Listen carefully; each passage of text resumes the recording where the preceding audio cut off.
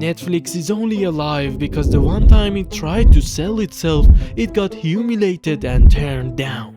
That whole mess started with two guys who wanted to build the Amazon of something but couldn't decide what.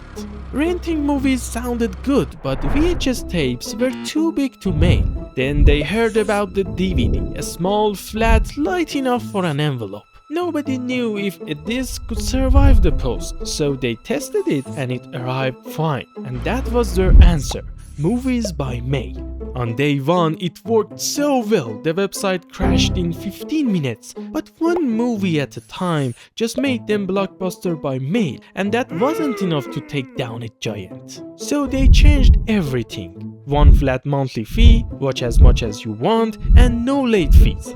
Great for customers, deadly for Blockbuster, because late fees were how it made its money, almost $800 million a year. A few years later, Netflix was big enough to make a move. They walked into Blockbuster and offered to sell the whole company for $50 million. Their CEO basically laughed and said no, so they walked out and decided to beat him instead. For a while it was going great, growing fast, but then the dot-com bubble popped. The money dried up, Randolph left the company, and Netflix almost died. But that near death taught Hastings something. If your whole business is a plastic disc, you're dead the day discs die.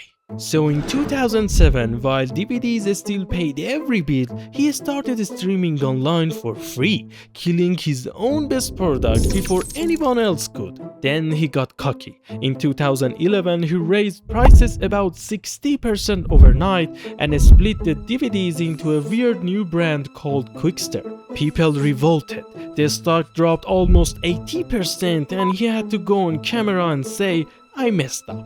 What saved him was making Netflix own shows that worked so well it carried Netflix into 190 countries at once. And Blockbuster, it went bankrupt in 2010. The little company they laughed at is now worth hundreds of billions.